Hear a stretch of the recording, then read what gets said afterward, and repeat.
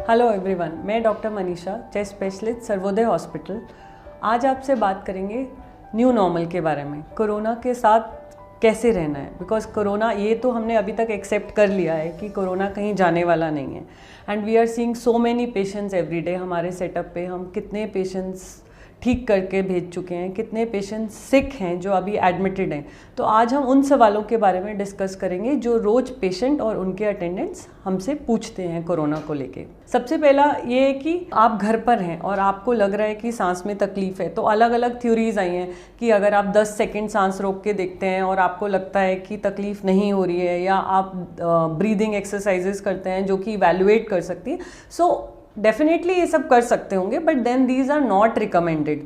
अभी एक जो रिकमेंडेशन का पार्ट है वो ये है जो 6 मिनट वॉक टेस्ट होता है। 6 मिनट वॉक टेस्ट मतलब हम पेशेंट को एक नॉर्मल पेस पे 6 मिनट के लिए चलने के लिए देखते हैं और 6 मिनट में चलने के बाद उनके ऑक्सीजन लेवल्स को चेक करते रहते हैं। अगर 6 मिनट के बाद ऑक्सीजन लेवल्स का डिप 6 से 8% से ज़्यादा हो तो डेफिनेटली लंग इन्वॉल्वमेंट शुरू हो गई है, which is a quite authentic test. Pulse oximeter है which is a simple device कि आपने अपनी फिंगर पे ऐसे लगाया और वो आपकी बॉडी के ऑक्सीजन लेवल्स को मॉनिटर करेगा।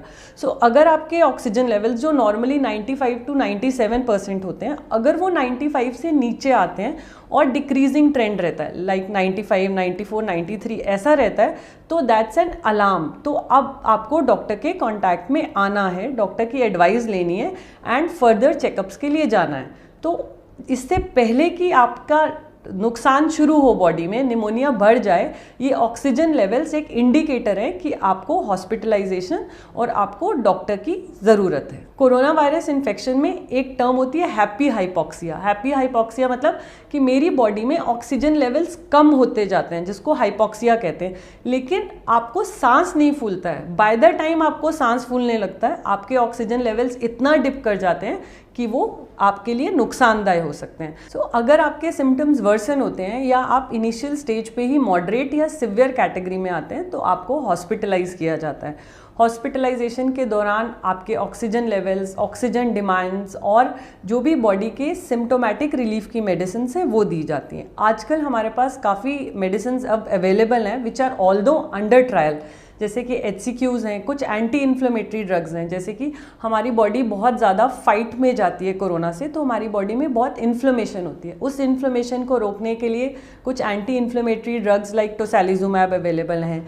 Anti viral drugs like remdesivir, Fabiflu ये अवेलेबल हैं। और HCQs, another drugs are steroids are added to the therapy if things worsen. अगर बीमारी बढ़ती है तो स्टेरॉइड्स और ब्लड थिनर्स को भी ऐड किया जाता है। So that depends upon the आपकी सिवियरिटी कितनी है। कि देखा गया है कि corona infection is a hyper coagulative state. Hyper coagulate मतलब इसमें खून गाढ़ा हो जाता है और कहीं कहीं जम जाता है, जिसकी वजह से लंग्स में ऑक्सीजन की कमी हो जाती है। सो इसीलिए हम इसमें खून पतला करने की दवाई देते हैं। सो जो पेशेंट्स एल्डरली हैं, 60 साल से ऊपर के हैं और उनमें कोमॉर्बिड कंडीशंस हैं, जैसे उनमें डायबिटीज़, हाइपरटेंशन, किडनी या ऐसी कुछ बीमारियां हैं, तो उनको हमें हॉस्पिटलाइज करना पहले ही स्टेज पर शुरू कर देना चाहिए। तो अगर आपने टेस्ट कराया और आपका टेस्ट पॉजिटिव आता है तब क्या करना है? क्या फिर से हमें उस चीज़ को लेके पैनिक करना है? अब उसमें कुछ डिमार्केशंस हैं, कुछ ग्रेडिंग हुई है कि आप क्या माइल्ड फॉर्म में आते हैं, मॉडरेट में आते हैं कि सिवियर में आते हैं। माइल्ड मीन्स अगर आपको हल्का गले में खराश है या बॉडी एक हो रहा है। मॉडरेट मतलब अगर आपको निमोनिया बन रहा है और आपके ऑक्सीजन लेवल्स कम हो रहे हैं। सिवियर होता है अगर फेफड़े में दोनों तरफ निमोनिया है, ऑक्सीजन लेवल्स फॉल कर रहे हैं और सांस लेने में काफ़ी तकलीफ हो रही है। तो गवर्नमेंट गाइडलाइंस के हिसाब से जो माइल्ड केसेस हैं, जिनको हल्का बॉडी एक या सोर थ्रोट है, उनको डॉक्टर्स होम क्वारंटीन प्रिस्क्राइब कर सकते हैं। अब ये होम क्वारंटीन क्या है? होम क्वारंटीन का पर्पज़ क्या है? होम क्वारंटीन का पर्पज़ एक तो ये है कि आप घर में एक कमरे में रहें, क्योंकि आपको हेल्थ केयर को बर्डन नहीं करना है। आज के टाइम में इतने सारे केसेस हैं, तो जो पेशेंट्स कंपैरेटिवली स्टेबल हैं वो होम क्वारंटीन में रहें, ताकि जो सिक पेशेंट्स हैं उनको जेन्युइन केयर मिल सके। तो आपको घर पर रहना है, लेकिन क्योंकि आप इन्फेक्शियस हो और फैमिली को भी इन्फेक्ट कर सकते हो, तो आपको घर में अपने आप को आइसोलेट करके रखना है। घर के बाकी मेंबर्स से आइसोलेशन में रहना है।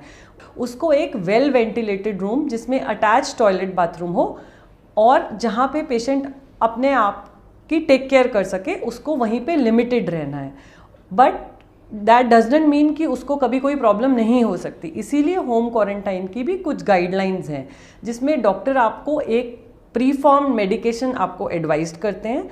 और दूसरी बात ये होती है कि आपको अपने वाइटल्स को मॉनिटर करना है। वाइटल्स मीन्स आपको सुबह शाम अपना टेम्परेचर चार्ट करना है, अपना ऑक्सीजन लेवल्स चेक करने हैं, जो कि एक पल्स ऑक्सीमीटर से होते हैं। क्या मैं जब एक कोरोना पेशेंट के कांटेक्ट में आया हूँ तो क्या मुझे कोरोना इन्फेक्शन हो सकता है? तो हमें उसमें क्लोज कांटेक्ट को डिफरेंशिएट करना है। सपोज आपके कोई क्रॉस करके गया तो आपको कोरोना इन्फेक्शन नहीं होगा। सो क्लोज कांटेक्ट होता है कि जो इंसान बिना मास्क पहने एक पॉजिटिव पेशेंट के पास 15 मिनट से ज़्यादा रहता है एंड उन दोनों के बीच का फासला 3 फीट से कम है। सो 3 फीट मोर देन 15 मिनट्स, तभी हम उस पेशेंट को क्लोज कांटेक्ट में आते हैं। अदरवाइज हम उसको क्लोज कांटेक्ट कंसिडर नहीं कर सकते। तो अगर आप क्लोज कांटेक्ट में आ गए हैं, अगर आपको पता नहीं है और उसके बाद आपको पता चलता है कि 2 दिन के बाद वो इंसान का पॉजिटिव आया है, तो आपको क्या करना है, आपको कितना पैनिक करना है, आपको कौन से टेस्ट कराने हैं कि नहीं कराने। तो इसके लिए आप डॉक्टर से मिलेंगे।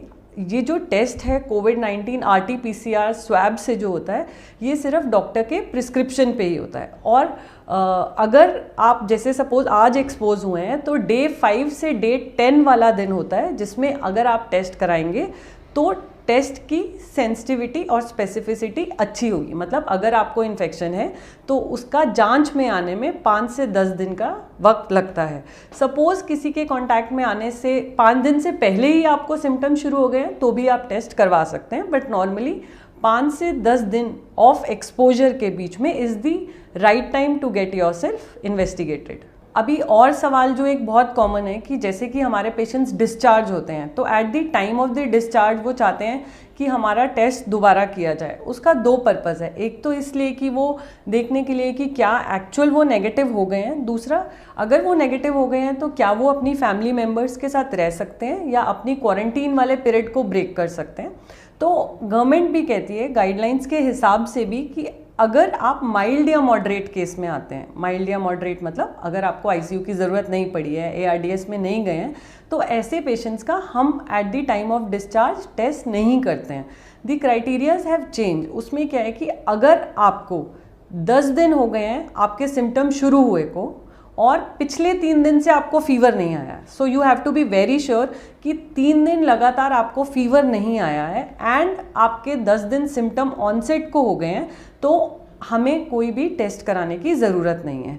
हम अपना क्वारंटाइन पीरियड फिनिश कर सकते हैं और नॉर्मल अपनी सोशल रिस्पॉन्सिबिलिटीज़ कैरी ऑन कर सकते हैं। क्योंकि ये देखा है कि नॉर्मली क्या है, 14 डेज़ पे हमने रिपीट टेस्ट कराया, रिपीट टेस्ट भी पॉजिटिव आ जाता है। फिर एक दिमाग में और ये आना कि क्या मैं फिर से अभी तक पॉजिटिव हूँ, क्या मैं अभी इन्फेक्शियस हूँ, मैं औरों को इन्फेक्शन दे सकता हूँ, क्या बीमारी मेरे अंदर अभी भी चल रही है। तो ये सब क्वेरीज रहती हैं। तो हमें ये समझना है कि जब हम 14 दिन के बाद भी टेस्ट करते हैं तो बहुत लोगों का पॉजिटिव आता है। दैट डज नॉट मीन कि उनके अंदर इन्फेक्शन है।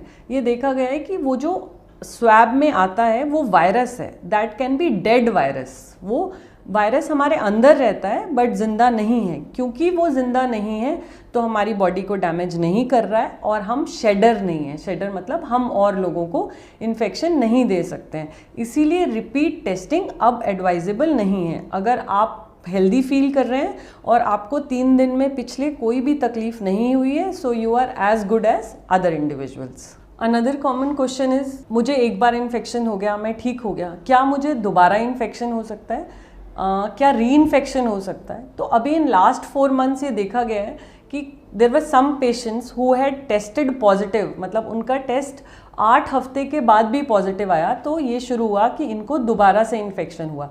लेकिन जब उसको हमने टेस्ट किया तो पता चला कि वो री इन्फेक्शन नहीं है, वो पहले वाले वायरस ही रह रहे हैं। सो अगर आपको एक बार इन्फेक्शन हो चुका है, आपकी बॉडी में एंटीबॉडीज़ डेवलप हो चुकी हैं and they are significant enough कि वो बीमारी से या वायरस से लड़ सकती हैं, तो आपको री इन्फेक्शन होने के चांसेस नहीं हैं, ऑल्दो आप टेस्ट में पॉजिटिव आ सकते हैं। सो RT-PCR के बेसिस पे हम ये डिसाइड नहीं करेंगे कि इन्फेक्शन रह रहा है कि नहीं।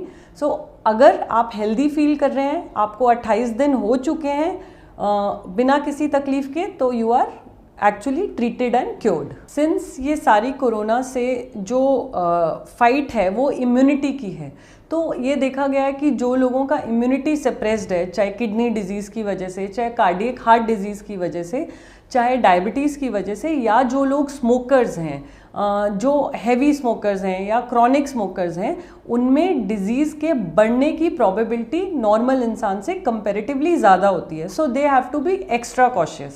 सो अनदर कॉमन क्वेश्चन इज़ कि हमें कौन सा मास्क यूज़ करना है। क्या हर पेशेंट या कॉमन मैन को N95 की ज़रूरत है या सिंपल क्लोथ मास्क सफाइस करते हैं? सो जो सिंपल क्लोथ मास्क है वो सिर्फ इन्फेक्शन वाला पेशेंट अगर पहनेगा तो वो इन्फेक्शन स्प्रेड नहीं करेगा, लेकिन अगर आपने क्लोथ मास्क पहना है तो वो इन्फेक्शन को रोक नहीं सकता है।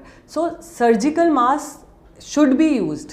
अगर आपको इन्फेक्शन है या आप अपने आप को इन्फेक्शन से बचाना चाहते हैं तो 3 layered surgical mask is the right option. जो N95 मास्क है वो सिर्फ उन डॉक्टर्स या हेल्थ केयर लोगों के लिए है जो एरोसॉल जनरेटिंग प्रोसीजर्स में होते हैं, जैसे कि ब्रोंकोस्कोपी, नेबुलाइजेशन, या जिसमें कोविड पेशेंट्स के कांटेक्ट में आते हैं, उस केसेस में हमें N95 की ज़रूरत है। Otherwise surgical mask which is a disposable mask, जो कि सिर्फ 6 से 8 घंटे तक यूज़ हो सकता है एंड रीवॉश नहीं हो सकता, वो वाला मास्क आप यूज़ करेंगे। अभी हम जैसे लॉकडाउन से अनलॉक की तरफ जा रहे हैं, तो भी हमें पूरी सावधानी बरतनी है, बिकॉज अभी देखो नंबर अनलॉक होने के बाद से नंबर बढ़ना शुरू हो गया है। सो हमें इस बात का ध्यान रखना है कि crowded places like schools, offices, get together, social gathering, religious places, gyms, जहाँ पे बहुत क्लोज कांटेक्ट रहता है, वहाँ पे until and unless very important हमें वहाँ पर नहीं जाना है, बिकॉज वो साइट्स हैं जहाँ पे मैक्सिमम ट्रांसमिशन या इन्फेक्शन रेट रहता है। उम्मीद करती हूँ कि इस वीडियो के बाद आपके मोस्ट ऑफ द कॉमन सवालों के जवाब मिल गए होंगे, बट आपको ध्यान रखना है, स्टे सेफ। वायरस आपके पास चल के नहीं आएगा, आपको ही सावधानी बरतनी है अगर आपको इस वायरस से जीतना है। ऐसी और वीडियोस के लिए और स्पेशलाइज्ड डॉक्टर्स द्वारा बनाई गई ऑथेंटिक वीडियोस को फ्री में देखिए। इन वीडियोस को आप डाउनलोड भी कर सकते हैं और इन्हें अपने फ्रेंड्स एंड फैमिली के साथ शेयर भी कर सकते हैं।